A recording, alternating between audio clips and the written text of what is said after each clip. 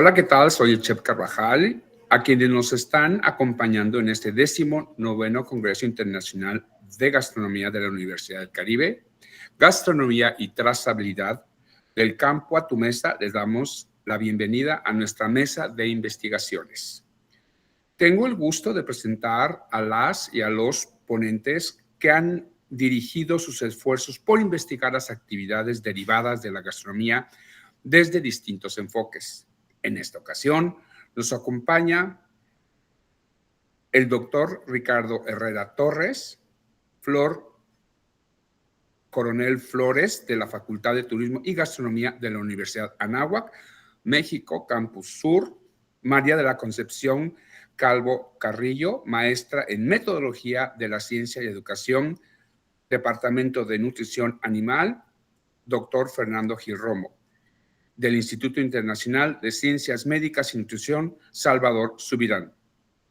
María de la Concepción Calvo Carrillo, de la Facultad de Turismo y Gastronomía, Universidad Anáhuac, México, Campus Sur. La doctora Claudia Montaño Pérez, de la Universidad del Valle de Tlaxcala. La estudiante Francisca Paola López Sánchez, de la Universidad del Valle de Tlaxcala. La doctora Georgina Campos Mora, doctora de Ciencias Sociales por la Universidad Autónoma de Sinaloa, Universidad Sor Juana Inés de la Cruz. El doctor José María Navarro Méndez, doctor en Historia por la Universidad Autónoma de Sinaloa, Universidad Montreal, de la Universidad Sor Juana Inés de la Cruz. Bienvenidos y bienvenidas. A continuación describiré brevemente la dinámica con la que llevaremos a cabo la mesa. Cada ponente dispondrá de 15 minutos para darnos a conocer los resultados de su investigación. Invito a participar a la audiencia con preguntas a nuestras y nuestros ponentes a través del chat. Les pido, por favor, que antes de su pregunta escriban el nombre de él o la ponente para canalizar correctamente. Al finalizar todas las presentaciones, contaremos con un espacio de 20 minutos para preguntas y respuestas. La dinámica será en rondas, de tal manera que cada expositor tendrá la oportunidad de contestar una pregunta por cada ronda hasta que el tiempo se nos agote o no existan más preguntas. Con esto, el primer ponente que tendremos es el doctor Ricardo Herrera Torres, quien nos presenta el chile en nogada Orgullo Poblano. A continuación, le cedo la palabra al doctor Ricardo Herrera Torres. Agradezco muchísimo el tiempo para esta ponencia.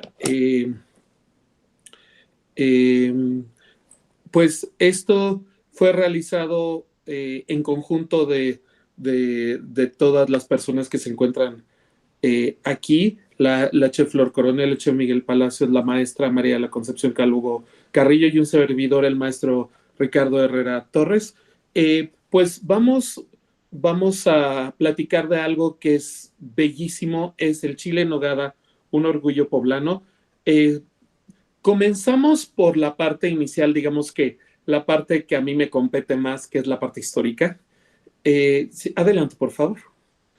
Pues el origen oficial del chile en nogada como platillo se ubica en septiembre de 1821, cuando las religiosas del convento de San Agustín, en el contexto de la firma del Acta de Independencia, se van creando este platillo en honor a este hecho. Sin embargo, bueno, la herencia de la nogada como tal viene de siglos anteriores, además que esto es como se maneja el origen oficial del platillo llamado chile en nogada. Hay algunas vertientes y hay algunas cuestiones que nos hacen notar y revisar pues un poquito más a fondo si en verdad fueron las monjas quienes en verdad lo hicieron, puesto que, bueno, habían ya en el siglo XIX ciertas cuestiones en cuanto a las alacenas y en cuanto a el tipo de insumos que existían en cada uno de los conventos, ya sea de suave yugo o de estricta observancia. Entonces, bueno, finalmente lo dejamos, se maneja como la historia oficial, pero hay unas vertientes que tienen que ir pasando. Adelante, por favor.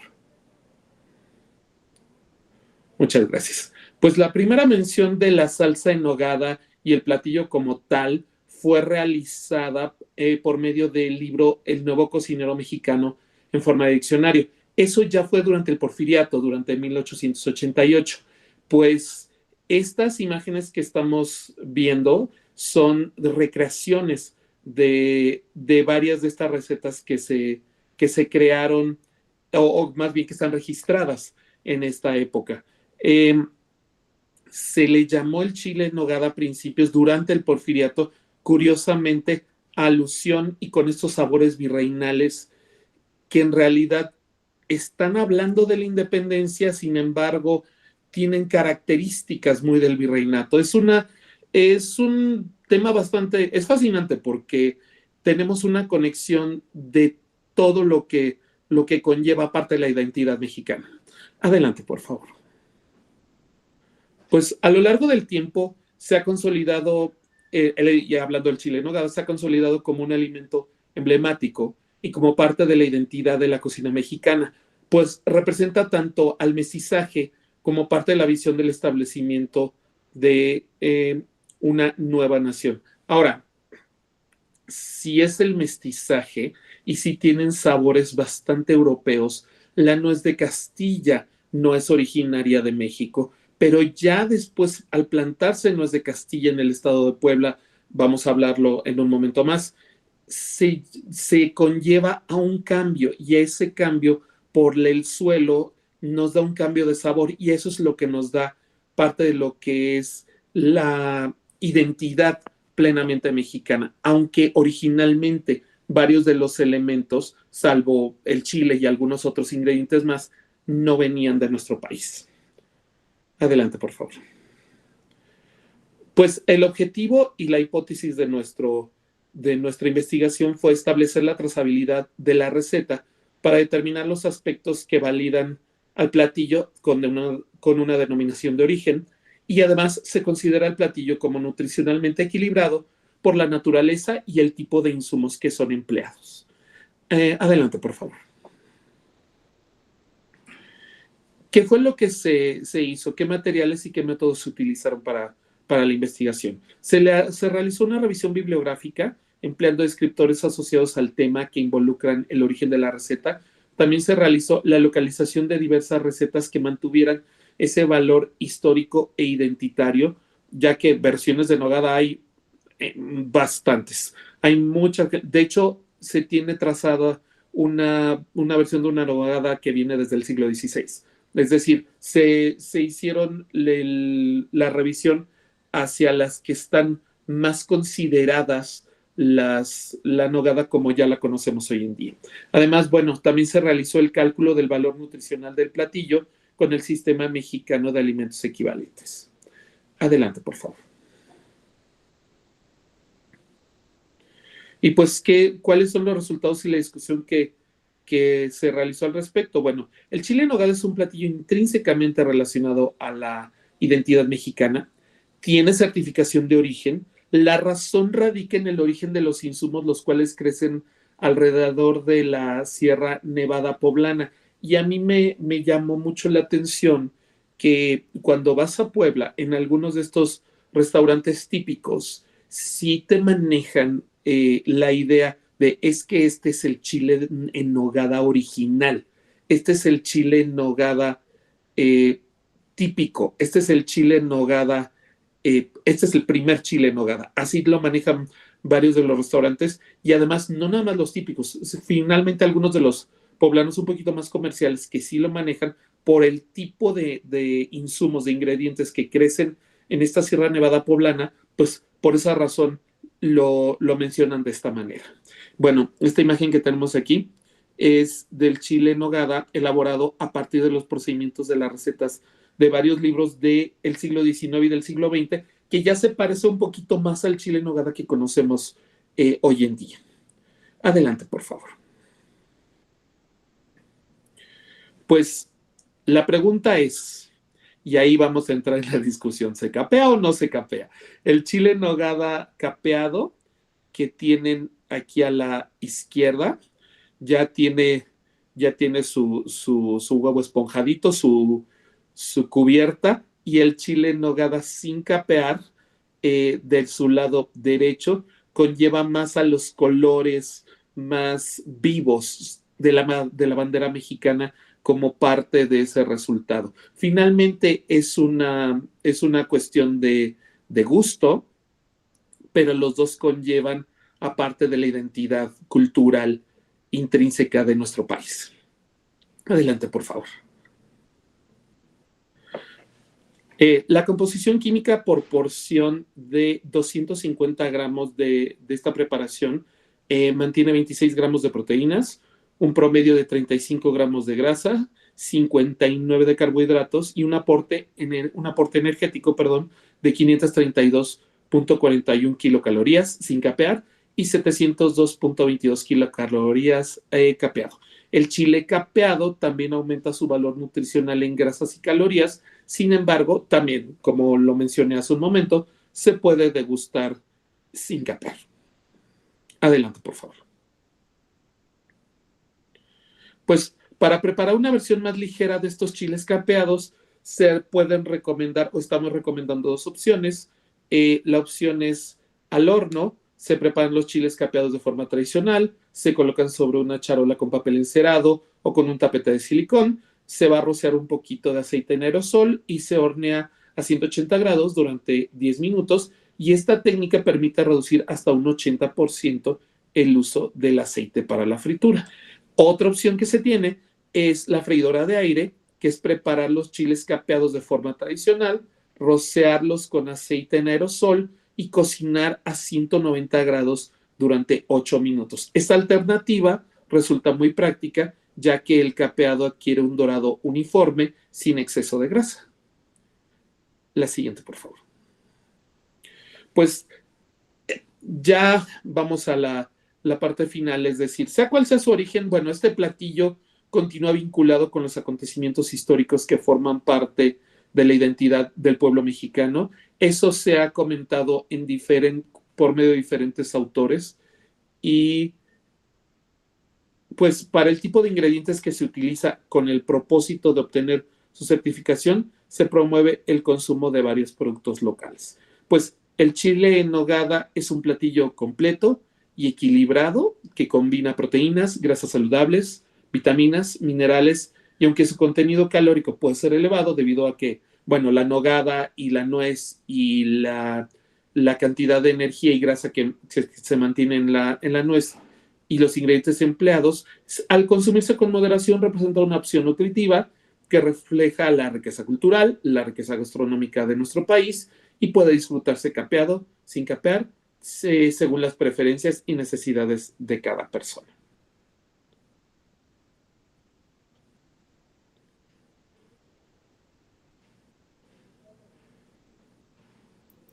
Muchas gracias.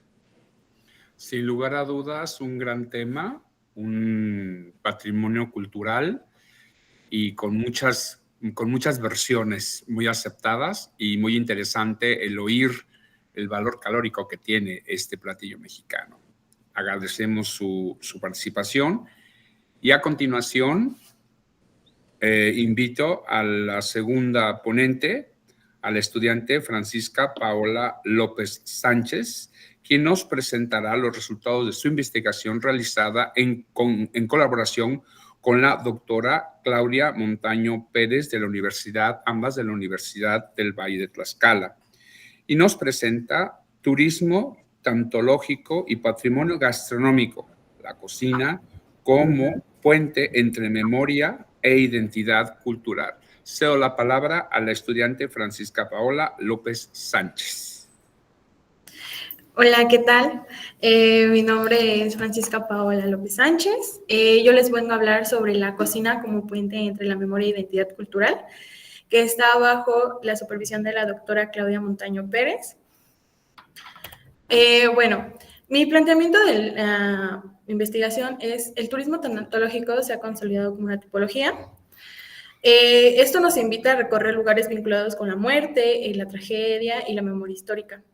Sin embargo, con la relación gastronómica no ha sido muy explorada, a pesar de que los alimentos y los rituales culinarios juegan un papel central en esto, que es lo que representa en el altar. Como base de mi pregunta va a ser ¿qué es la relación entre la gastronomía y el turismo tanatológico? Mi objetivo es examinar la relación entre la gastronomía y el turismo tanatológico, destacando el papel del patrimonio culinario en la construcción de la memoria y la identidad durante el Día de Muertos. Al igual que mi hipótesis sería la gastronomía, no solo se complementa con la experiencia del turismo, sino que constituye a un elemento esencial que nos permite transmitir valores culturales, resignificar la memoria colectiva y ofrecer a los visitantes una vivencia más profunda y auténtica, que queden cautivados con nuestras tradiciones. También, como les comenté, el Día de Muertos es una tradición mexicana que son de creencias prehispánicas y católicas, que se celebra el 1 y 2 de noviembre, cuando se cree que las almas regresan para convivir con los vivos. Lo que hacen las familias es colocar altares, ofrendas decoradas con las flores de cempasúchil, velas, fotografías y lo más importante, que es la comida que a nuestros fieles difuntos les gustaba. También visitan los panteones para adornarlos, limpiarlos y compartir un tiempo con ellos. Esta festividad se realiza para recordar y celebrar la vida, manteniendo la vida y la identidad cultural, fortaleciendo los lazos familiares.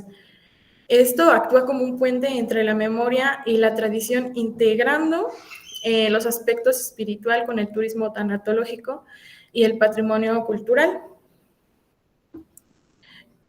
¿Cuál sería la vinculación del turismo y el Día de Muertos? Bueno, el Día de Muertos es una expresión de turismo tanatológico que en México, donde la conmemoración de la muerte se transforma en una experiencia de cultura y gastronomía. Esta festividad se reconoce por la UNESCO, es como un patrimonio cultural inmaterial que atrae a visitantes que buscan conocer nuestras tradiciones en México, al igual que los altares y la comida típica que se pone y se ofrenda hacia nuestros fieles difuntos. La gastronomía como platillo es, por ejemplo, el pan, el atole y el mole. Esto hace que refuerce la conexión entre la memoria y la identidad, que se convierta en un símbolo de unión entre los vivos y los difuntos. Así que el Día de Muertos une el turismo, la tradición, la cultura, fortaleciendo intangible de México. Las ofrendas como manifestación que integran los alimentos, el ritual, las fiestas y tradiciones en el estado prevaleciendo de manera identitaria, que los estados que más se visitan es Ciudad de México y Oaxaca, abriendo un interés nacional e internacional por lo vistoso, cercano a cierto punto de la cultura. Bueno, como había yo comentado, también es de origen prehispánico que se ha mezclado con las celebraciones católicas. Esto durante la época de la conquista española. Al igual que las culturas mesoamericanas honraban a la muerte a través de los rituales en honor a los difuntos, creyendo que la muerte era un inicio de un viaje a Mictlán. Tras la llegada de los españoles, las tradiciones indígenas se fusionaron con las festividades católicas, que es Todos los Santos, que se supone que es el día 1 de noviembre, y el día 2 de noviembre es el Día de los Fieles Difuntos, dando sincretismo, cultura que caracteriza la celebración actual. Como había comentado, los estados que son más visitados en México es Oaxaca y Ciudad de México. Oaxaca destaca por sus raíces indígenas profundas y en la forma alegre que celebra la muerte. Eso también se elaboran altares, ofrendas, que van desde pequeñitos altares hasta altares monumentales en las plazas públicas. Estos se adornan con fotos, velas, flores de cempasúchil, calaveras de azúcar, comida para los difuntos, que es lo que más destaca de eso. Las familias visitan al igual los panteones, los decoran y pues participan en vigilias nocturnas con ellos. Lo que destaca más de Oaxaca son sus desfiles coloridos, son llamados las comparsas, y la tradicional muertada, donde los habitantes se disfrazan de calaveras y recorren las calles bailando y cantando. También hay danzas de teatro callejero prehispánico, concursos de altares, talleres de papel picado y gastronomía como pan de muerto y el mole. Que del otro lado tenemos a Ciudad de México, que destaca por su gran escala y visibilidad internacional. Al igual, colocan altares monumentales en la plaza y en museos donde realizan desfiles, y también realizan comparsas urbanas con catrinas, carrozas y danzas que representan la vida y la muerte. En panteones como Mixquic, las familias decoran las tumbas y hacen vigilias nocturnas con velas y flores. Al igual hacen talleres de calaveritas de azúcar, papel picado, y hacen exposiciones culturales que permiten al turista conocer la historia y el significado de la tradición. En Ciudad de México su magnitud es súper visible. Usan la combinación de la tradición con el espectáculo urbano y artístico. Lo hacen único en frente de otras ciudades, siendo referente turísticas nacionales y extranjeros. Como metodología, yo metí 3, que es el gabinete, que consulté algunas fuentes documentales en línea que fueron relacionadas con la cultura y el patrimonio gastronómico. Aquí puse 2, que son las que más me apoyaron. Al igual puse la cualitativa. Esto lo hice observando directa. De mi experiencia personal, realizamos en la universidad hace un año, realizamos la ofrenda, pero no una ofrenda de varias capas, sino realizamos una ofrenda prehispánica que se realizó, así como en la forma en la que estas ofrendas se siguen colocando en el estado de Tlaxcala. Se busca comprender el significado cultural que conserva la cocina tradicional como parte central de la ofrenda tlaxcalteca y su capacidad para transmitir la memoria y la identidad entre generaciones. Al igual llevé la cuantitativa, que fue una investigación que tiene enfoque cuantitativo mixto, con el objetivo de analizar las percepciones sobre el Día de Muertos. Con estos datos recopilados, realicé unos resultados de porcentajes y gráficas circulares para facilitar la visualización de la frecuencia de respuestas de mis participantes. Mi primera pregunta fue, ¿sabes hacer pan de muerto? La mayoría no sabe hacer pan de muerto. Al igual que realicé otra pregunta, que si les gusta el dulce calabaza, y pues la mayoría les gusta. ¿Sabes el significado de la hojaldra de calavera de azúcar? Un 45.9 me dijo que solo el de la hojaldra, entonces el resto pues no sabe cuál es el de la calavera de azúcar. Al igual que hice otra que fue, ¿sabes el origen del Día de Muertos? La mayoría respondió que un sí. Al igual que por última pregunta, es importante poner alimentos de la ofrenda. Todos pusieron mayormente que sí. Realicé 8 preguntas, de cuales estas 5 preguntas fueron plasmadas en este lugar. Tengo una propuesta que hacer respecto a mi ponencia. Sería un taller y un recorrido cultural de Día de Muertos. Se propone crear una experiencia turística y pequeña, manejable, en la que los visitantes puedan aprender y participar en la tradición de Día de Muertos. Sería reunir a un pequeño grupo de artesanos y cocineros locales para organizar talleres prácticos de calaveritas de azúcar, papel picado y pan de muerto, mientras un guía explica la historia de la tradición, los símbolos de los altares, la importancia de los rituales. Los visitantes también podrían ver y decorar un altar comunitario reducido para participar en una breve representación o narración de la muerteada. Como conclusión, sería reconocer el papel de la gastronomía en el turismo tanatológico, abre nuevas perspectivas de desarrollo cultural y académico, visibilizando a la cocina como un puente entre la memoria e identidad que fortalece en el patrimonio intangible de los destinos. Sería todo. Muchas gracias. Muchas gracias, Francisca. Definitivamente esta fiesta en nuestro país ha ido increciendo y cada año tenemos mucha más aceptación por parte de los extranjeros a venir a visitar precisamente en estas fechas a México como un destino gastronómico turístico precisamente por el Día de Muertos. Así que felicidades, Francisca, un extraordinario trabajo.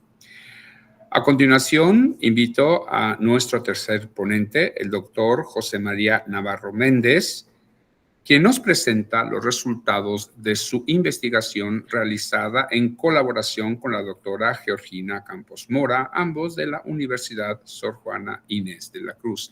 Cedo la palabra al doctor José María. Muy buenas tardes, buenas, hola a todos. Les agradezco la oportunidad de estar aquí con ustedes. Espero que la ponencia se vea.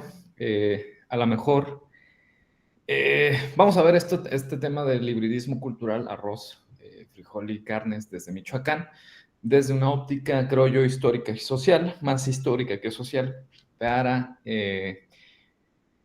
intentar dar la vuelta un poquito a esta construcción narrativa en torno a la tradicional, entre comillas, cocina michoacana. La cocina michoacana, como todos sabemos, y ahorita la excelente participación de Ricardo sobre el chile en nogada, me parece importante comenzar con eso porque podemos dar continuidad, creo yo, al tema del mestizaje, ¿no?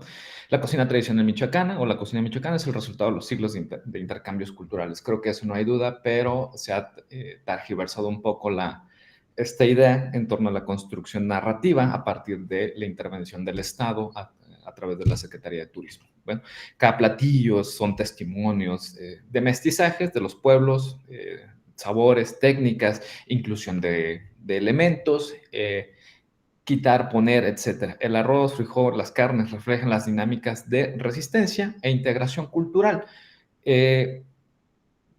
Toda cultura es un mosaico de préstamos y adaptaciones, dice Peter Burke, y creo que aquí es donde debemos centrarnos con el título y con la idealización conceptual que hemos venido generando a partir de nuestros distintos estudios.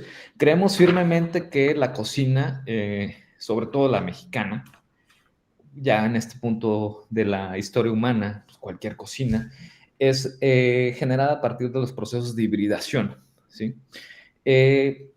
Y entender el proceso de hibridación a partir de los enfoques generados por Peter Burke, vamos a permitirnos entender que toda cocina es una construcción mestiza de procesos, ¿sí? Procesos creativos de adaptación y de inclusión y exclusión de ciertos alimentos. Néstor García Canclini habla de la hibridez como base de la identidad latinoamericana y creo que aquí es donde se pierde el alimento, es un vehículo de memorias, identidades y adaptaciones, y aquí es donde se pierde un poco o se tergiversa con la finalidad de vender un proceso histórico como único e inmovible, ¿no? Esta idea que se va a generalizar a partir de la declaratoria de la UNESCO, entonces es presentado como inamovible y como una enseñanza de tradiciones. Sin embargo, pues es una construcción generada a través de los múltiples contextos de intercambios culturales. La cultura indígena mesoamericana, michoacana en este caso, tenía una serie de productos anclados, el maíz, el frijol, la calabaza.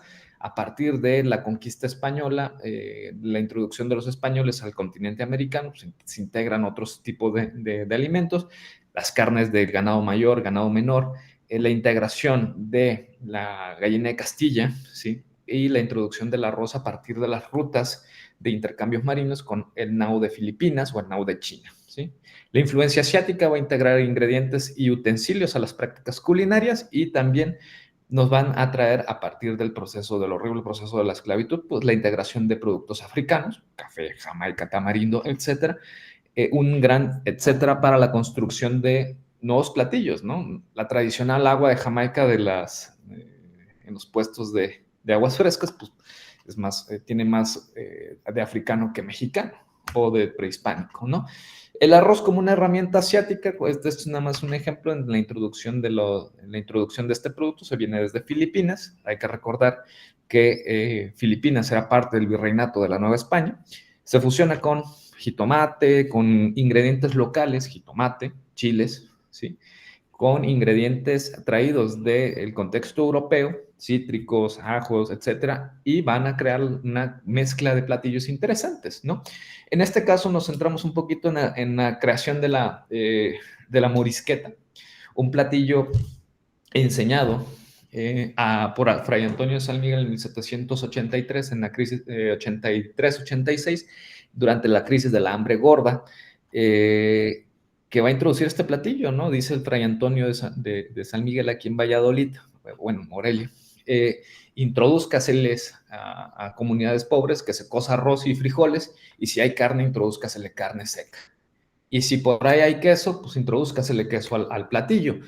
Fray Antonio de San Miguel da esta declaración como obispo, da esta orden a los grupos de sacerdotes para introducir este platillo en las zonas de tierra caliente que está sufriendo la hambre gorda, y van a integrar estas recetas traídas de otras latitudes o enseñadas con la finalidad de sobrevivir, sin más que nada.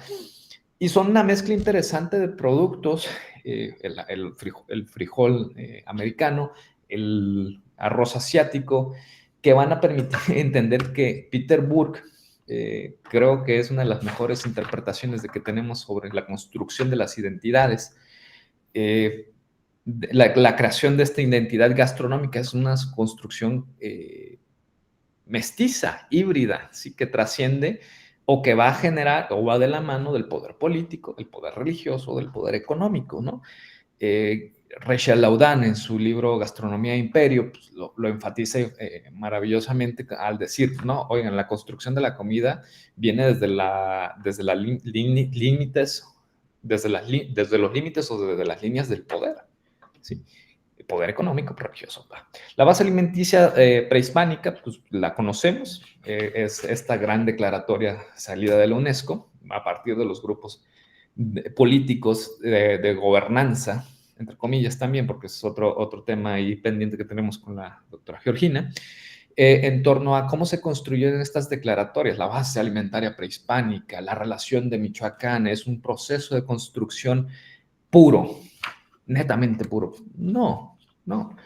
El tamal que comían, lo dice también desde el Colegio de Jalisco, lo dicen también a través de la historia de la gastronomía mexicana, es un proceso diferente. La tortilla que comía Moctezuma no es la tortilla que hoy comemos, no es la tortilla que hoy preparan nuestras cocineras tradicionales, que sí, tiene su relevancia social, cultural, pero debemos separar estas dos ideas, una de mercantilización para el producto turístico y otra de procesos de saberes ancestrales que se van heredando, ¿no? La base alimenticia prehispánica, como se va a incorporar, va a modificarse en torno a la integración de elementos europeos, africanos, asiáticos, y van a aparecer nuevos productos. Y les preguntaría yo a ustedes, ¿no? En este sentido, el tradicional cazuela podrida, el tradicional, los frijoles con chorizo, pues tradicionales no son, ¿no? Y la integración de prácticas y elementos de cocción, ¿no? No soy chef, me interesa me interesan todos estos procesos, y por ejemplo la integración del cerdo, otra vez productos como las grasas animales, las proteínas animales como el cerdo, la vaca, los chivos o los borregos, van a modificar las dietas de todas estas comunidades, ¿no? Y van a dejar para eventos de fiesta, de celebración, o para preservar la comida. Y las carnitas es parte de esta preservación de los productos integrados a técnicas de cocina, a técnicas de desarrollo gastronómico para la supervivencia futura, ¿no? El ganado vacuno va a transformar la vida indígena, el ganado porcino también. Van a surgir preparaciones distintas y en este caso las carnitas, por ejemplo, si no mal entiendo alguno de los procesos gastronómicos, pues atiende a confitar la carne para la preservación de la misma, ¿sí?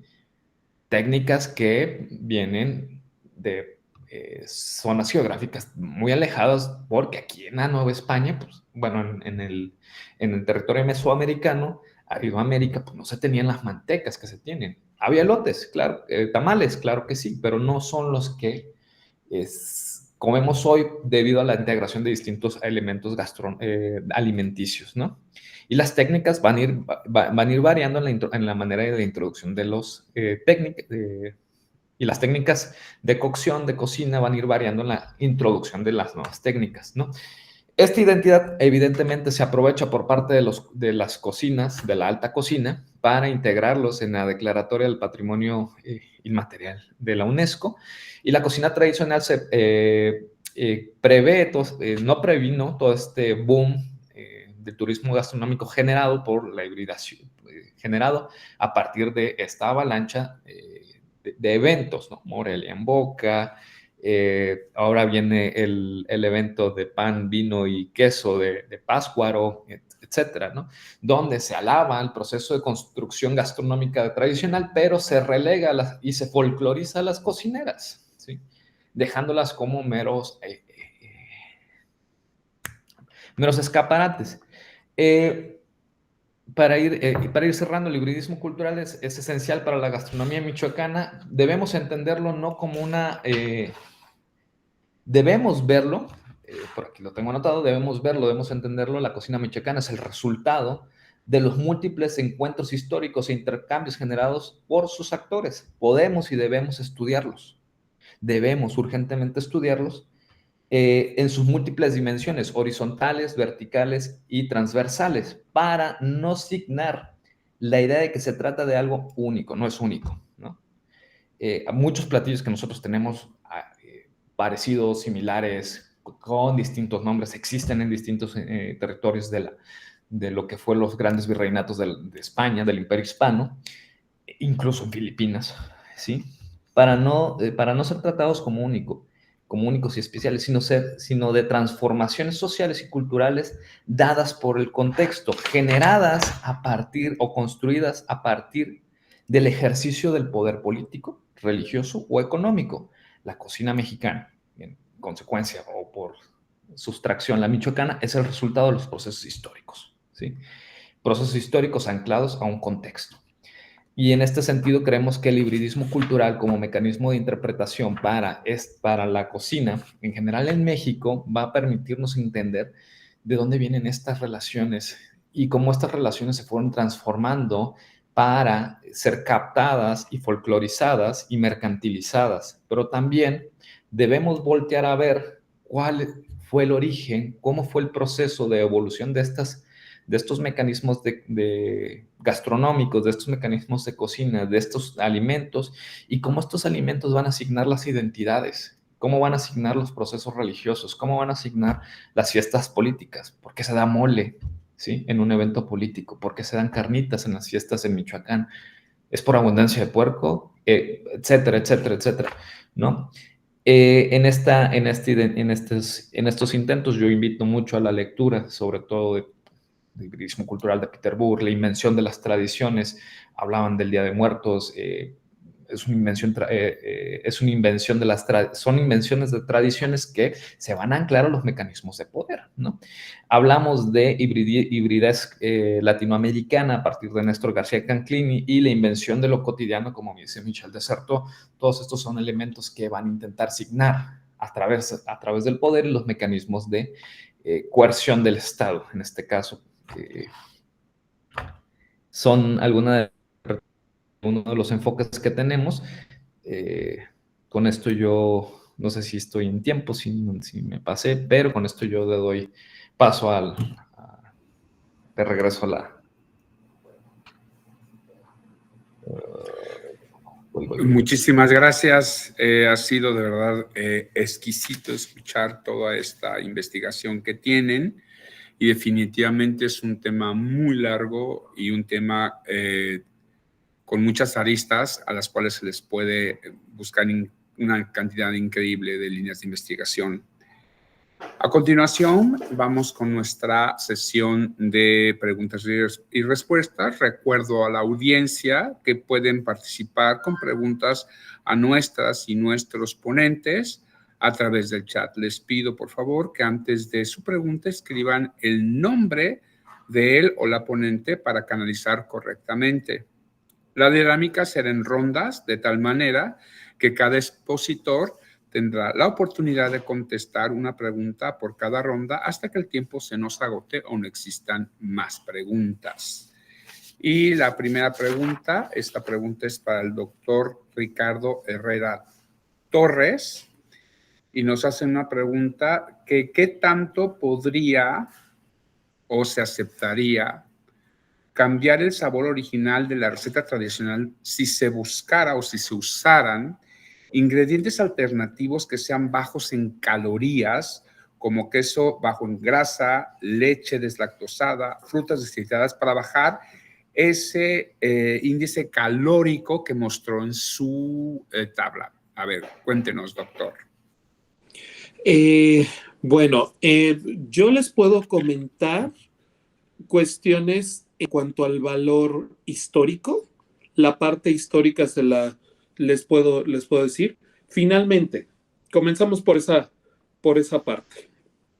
La maestra Connie complementará mi respuesta. ¿Qué sucede si el chile en nogada, un chile en nogada, finalmente, aproximadamente del siglo XVIII, siglo XIX, principios del XIX, nosotros estamos acostumbrados a ver al chile en nogada con la carne muy bonita, picadillo, etcétera. Les tengo una noticia. Así no se comió el chile en nogada en determinado momento de que se haya comido en la historia oficial en cómo se maneja. ¿Por qué? Porque el molino de carne no existía en 1821. Entonces, la carne era desmenuzadita, la carne era de otra manera. Ahora, de lo que me están comentando de si es que podemos bajar las cuestiones calóricas, ahorita le cedo la palabra a la maestra Connie, pero pues si le quitas la leche o si le quitas el queso a una nogada, pues ya deja de ser medio nogada, ¿no? O sea, si le quitas, si dices, bueno, ya no le quiero poner nueces porque son muy calóricas, ¿qué le vas a poner? O sea, ¿le vas a poner algarrobo? ¿Le vas a poner chispas de yogur? ¿Qué le vas a poner? ¿Va a cambiar el sabor? Definitivamente. ¿Se va a convertir en otra cosa? Probablemente. ¿Por qué? Porque si mantienes los elementos que conllevan el chile, la nogada, las nueces que vienen en la salsa, el relleno de carne, que puede ser carne, o hay algunos que han dicho, quiero hacer un chile en nogada vegetariano. Eso no es problema. O sea, creo que la carne no es tanto el problema, pero le estás quitando parte de la identidad que lo convirtió en el chile en nogada. Eso es por la parte histórica. No sé, maestra Connie, ¿qué opina al respecto? ¿Qué tal? Bueno, en relación a lo que comentas, si hablamos de chile en nogada, el tradicional, lo que se busca en un restaurante en estas épocas, se tiene que acercar a las recetas originales. Que sí podemos hacer variantes, desde luego que sí, podemos utilizar otro queso, pero vamos, si nos vamos a las definiciones, sería un chile, sería un platillo tipo chile en nogada, donde ya cambié el tipo de queso, ya cambié las semillas, hay un punto ahorita muy importante. En uno de los recetarios que nosotros revisamos se habla del acitrón como fruta cristalizada que se utiliza. En la actualidad está prohibido utilizar el acitrón. Claro. Entonces se tiene que utilizar otros elementos, otras frutas cristalizadas que den esa nota, ¿sí? Pero si hablamos del orgullo poblano, el original y auténtico, entrecomillado, lo más cercano a, pues tendríamos que replicar. Y de hecho, en esta temporada se replica el chile en nogada, tal como se publica en algunos recetarios ya de épocas anteriores. Sí hay la posibilidad, le quito el capeado y bajan las calorías. Desde luego que se puede adaptar. Hay chile en nogada vegetariano bajo las nuevas tendencias. Pero si lo que buscamos es algo de identidad, algo típico, que nos recuerde, que nos evoque esos momentos históricos, pues tratemos de que sea el original, porque además los ingredientes que se utilizan son propios de la zona de Puebla y favorecemos el cultivo, el uso de todos ellos, ¿sí? Entonces, considero yo que hay retos interesantes, pero es bonito o debería ser interesante definir bajo qué perspectiva lo vamos a consumir. Muchas gracias. Muchas gracias. Mil gracias a ustedes. La siguiente pregunta es para la estudiante Francisca y nos preguntan qué tan organizadas están las comunidades rurales de Tlaxcala con infraestructura para hospedaje y alimentación para poder recibir a turistas que buscan estas experiencias gastronómicas en estas fiestas. Bueno, miren, en cuanto a infraestructura, yo creo que tenemos lo suficiente tanto en la parte tradicional como es el hospedaje y alimentación en hoteles y restaurantes, y se abre mucho el espacio de haciendas, de casonas y de quintas aquí en Tlaxcala para poder abrir estos espacios de esta fusión tan bonita de cultura y de tradición.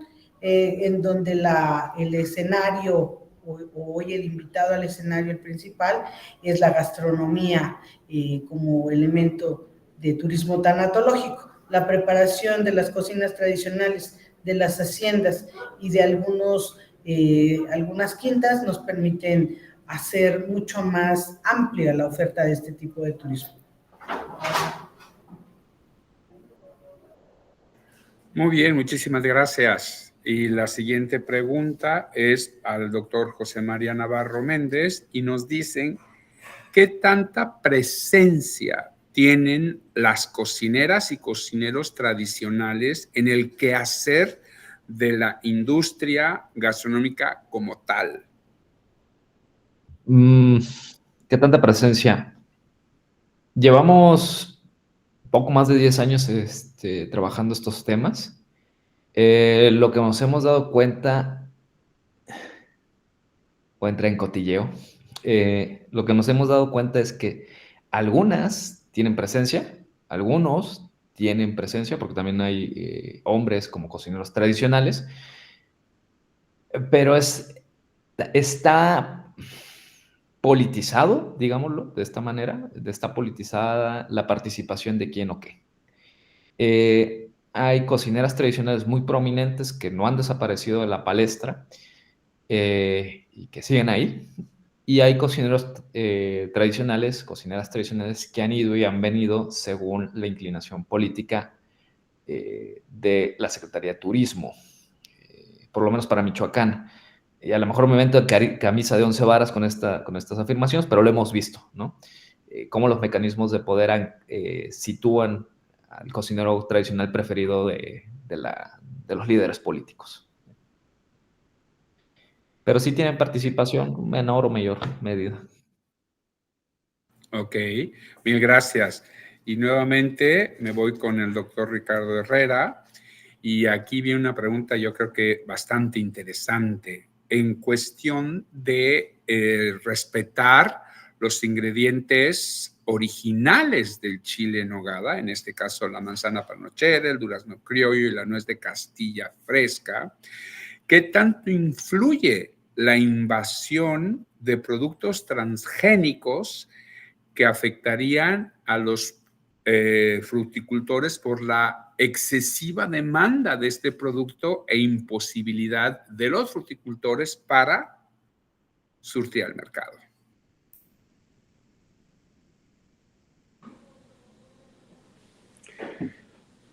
Bueno, en cuestión, si nos vamos a lo original, si nos vamos a sabor, por supuesto que hay un cambio. En el caso de la manzana, en el caso del durazno, en el caso de la nuez, pues finalmente lo que se está buscando es el sabor original. En este caso, hay varias recetas. Me llama la atención siempre el tema de la palabra original, porque si nos vamos a la concepción, o sea, puede llamarse original hacia lo que el siglo XIX te decía, o podemos llamarlo original hacia previo del siglo XVIII, XVII, XVI. Yo creo que la pregunta va en función de lo que conocemos en siglo XIX. Eso es, de entrada, eso es lo que de ahí me voy a basar. Entonces, hay muchas cosas que el siglo XIX te daba o te tenía como regla, que en este momento hay muchísimas más opciones en cuestiones de sabor y de producción y de agricultura. Lo que ahora se llegó para la denominación de origen era precisamente este tipo de ingredientes que conjuntaran a lo que el chile en nogada es. Ahora, por la cuestión de la variante transgénica, yo quisiera que la maestra Connie una vez más me apoyara con esto, pero yo, por la cuestión histórica, si es un chile en nogada que tenga alguno de estos ingredientes ya de la forma transgénica, ya no es un chile en nogada. Por el valor y la cuestión histórica, no lo es. Y aquí definiéndolo como el chile en nogada del siglo XIX, porque volvemos a lo mismo. Si decimos el chile en nogada original, la palabra original es como muy vaga, muy ambigua, y sí, mis queridísimos restauranteros de los restaurantes típicos de Puebla manejan la palabra original y están en todo su derecho porque así es. Pero si nos vamos a la cuestión académica, creo que original va un poquito más vago porque, como ya les decía, hay recetas que van desde el siglo XVI y hay cosas como el queso de cabra que no se utilizó sino ya hasta el siglo XX. Entonces, quisiera yo manejar el término original, pero de siglo XIX, el originario de siglo XIX. Pero por las cuestiones transgénicas, finalmente, no es un chile en nogada de siglo XIX. Pero, maestra Connie, ¿me podría apoyar un poquito al respecto con las cuestiones químicas?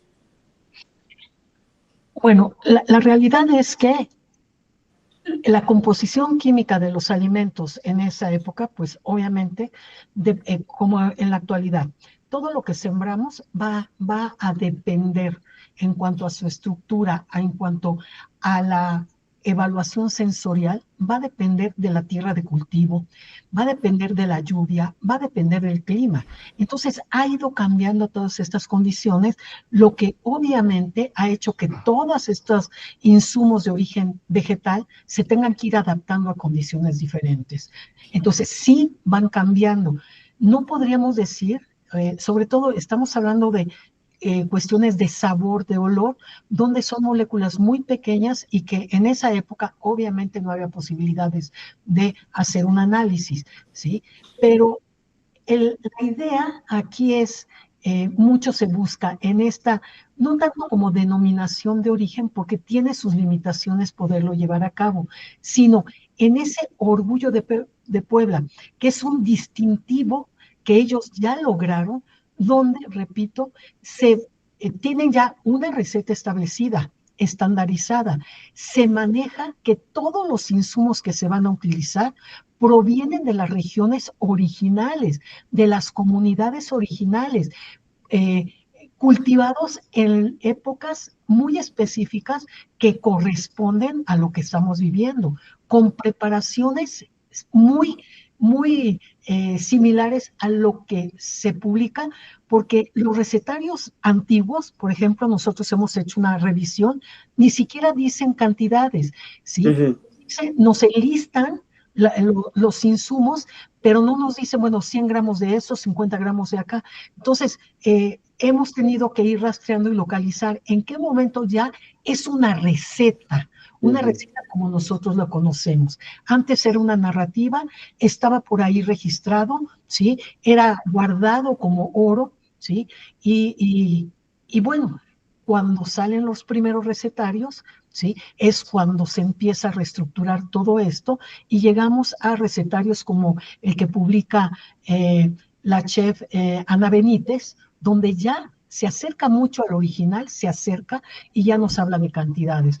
Entonces, no es lo mismo de hace años, claro que no es el original, desde luego, pero sí coincido con el maestro Ricardo y un poco el tono de lo que ha presentado el doctor José sobre esos términos, ¿no? Entonces, coloquialmente sí, de manera de publicidad es el original, ¿sí? Ujú. Sí. Entonces, bueno, pues la publicidad y el buscar al turismo y el evocar momentos son los que nos permiten usar todo este léxico. Gracias. Sí, de hecho, estas recetas en el siglo XIX se realizaban por medio de mediciones corpóreas, es decir, decían un puñito, bueno, yo quisiera mostrar mi mano y el puñito mío no va a ser el puñito de cualquier cocinera que tiene las manos más chiquitas que la mía. O sea, en realidad la estandarización se fue realizando más adelante con el siglo XIX y pues bueno, por eso se hace de esta manera, pero bueno, aquí ya nos estamos extendiendo más, pero complementando la respuesta. Mil gracias, doctor.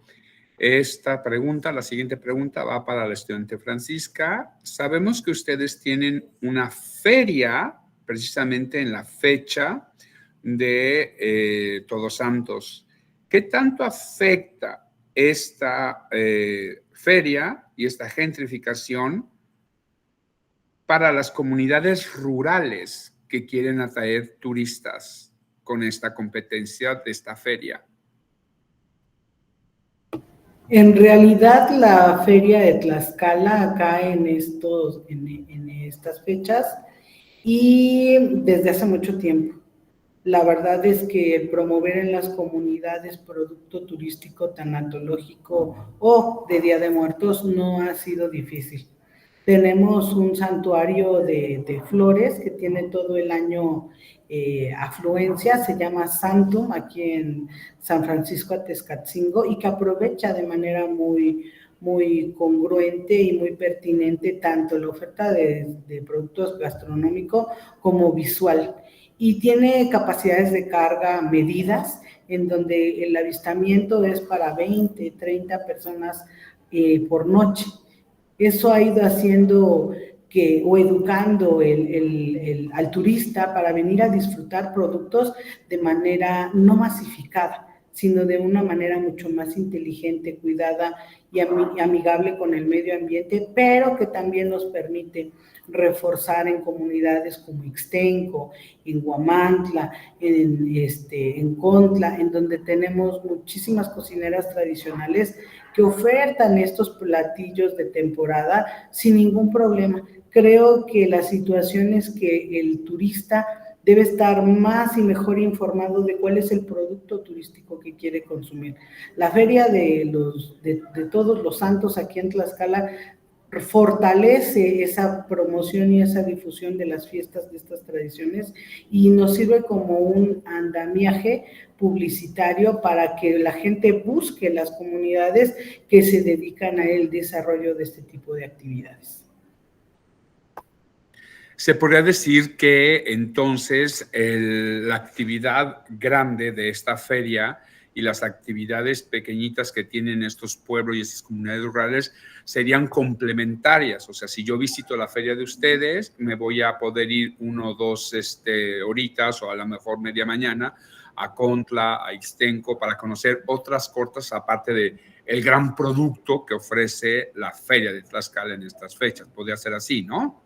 Así es, en las mañanas tenemos algunos talleres, algunas cocineras que hacen talleres gastronómicos en este sentido, y en la tarde, Santom, lo pueden buscar ahí en cualquiera de las redes sociales, en Google, y van a encontrar que es un destino instagrameable para quienes les encanta esta parte de la pose y de la imagen, pero que también tiene este contenido cultural, pan de muerto en sus diferentes modalidades, ahora muy modernos, con ceniza, con decoraciones de talavera, con todo este sentido, ¿no?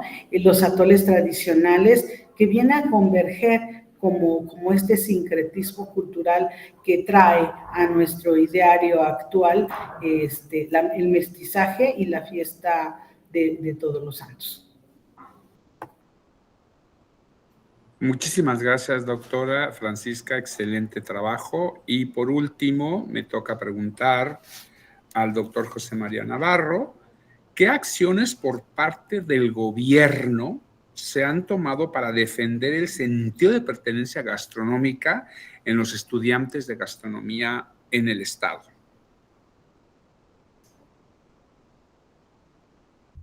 ¿Qué acciones de gobierno? Híjole, me pone en camisa de 11 varas con la pregunta. ¿Por qué? Porque se limita, creo yo, hasta donde yo he podido observar en estos años, en invitarlas a ellas, a ellos, a los cocineros tradicionales, a brindar 1, 2 clases, 2, 3 actividades, tanto en aula como en eventos, o llevarlos a las comunidades, para enseñarles cuál es el proceso de la cocción, cómo prender la leña. Sí se les enseña lo que hemos visto en los colegios gastronómicos aquí en la ciudad, y hemos podido observarlos a los chicos en su tarea en estos eventos gastronómicos, ¿no? Sin ir más lejos, ahora en Morelia en Boca los chicos de las distintas escuelas de gastronomía están involucrados en la participación, en la ayuda, en la gestión, ¿sí? Lo cual les permite a ellos acercarse a las cocineras y a los cocineros y poder observar esa, digámoslo así, esa madera de la que están hechos los cocineros y cómo es que ellos pudiesen hacer los platillos tradicionales, cómo es que pudiesen revalorizar todos estos procesos. Pero entra, pues, otra vez el factor económico, el factor mercantilístico de estos, ¿no? Y lo quiero decir así como crítica a los eventos. Por ejemplo, en el último Morelia en Boca, no el pasado, la participación de las cocineras tradicionales, a diferencia de los chefs a los chefs invitados, al momento de vender sus productos con los chefs, era pago con tarjeta, pago con dinero, sin ningún problema. A las cocineras tradicionales, ve, compra el boletito. Esa diferenciación entre cada uno de los elementos, creo yo, desvincula la idea principal de lo que es Morelia en Boca, ¿no? La fusión, la enseñanza, y se va por el lado de la mercantilización, la parte de la mercadotecnia, la parte del consumo, y deja como meras espectadoras a las cocineras. Evento central en el Palacio del Clavijero, acá en la calle Nigromante, en la ciudad de Morelia, en el segundo patio, un fogón preparado, cazuelas de barro, el suelo preparado con barro cocido, todo, con tabique de barro cocido. Presentan la gran olla de degustación, una olla con carne de cerdo desmenuzada. Y la intención, la imaginación que uno tiene, o era de, pues una cocinera va a venir aquí a hacernos una demostración de cómo se cose, cómo se prepara. No, llegaron, pusieron la cazuela, un soplete, calentaron la comida por temas de logística, por temas de tiempo, lo sé. Y los chefs con guante, y los chefs empezaron a servir. Pues deja de lado la parte de la tradición, o sea, la parte de la enseñanza de cómo ellos preparan los alimentos, cocinan. Ahora bien, hay comunidades que sí lo enseñan y chicos que van a las comunidades a aprender el cultivo del maíz, ¿sí? La cosecha, la preparación y la corta de leña, etcétera, etcétera, ¿no? Sí hay escuelas que llevan a los chicos a aprender estos procesos, pero también está el otro lado y que yo entiendo que es negocio y que entiendo perfectamente que hay que ganarse la vida, pero la desvinculación muchas veces se gana a lo que es realmente la cocina tradicional. Y yo dejo ahí hasta ahí la charla. Ok, muchísimas gracias. Con esto terminamos nuestra sesión de preguntas y respuestas. Para finalizar, agradecemos si todos pueden prender sus cámaras, por favor, son tan amables. Para finalizar, agradecemos a las y a los ponentes que nos han mostrado los resultados de sus trabajos de investigación en esta mesa. La constancia de participación se les hará llegar de manera digital. Esperamos haber despertado aún más su interés en los temas aquí tratados en la Universidad del Caribe y el comité del organizador del 19º Congreso Internacional de Gastronomía. Agradece a todos las y los ponentes y a la audiencia por su participación. Con esto damos el cierre a esta mesa y les esperamos en nuestra siguiente transmisión. Muchísimas gracias.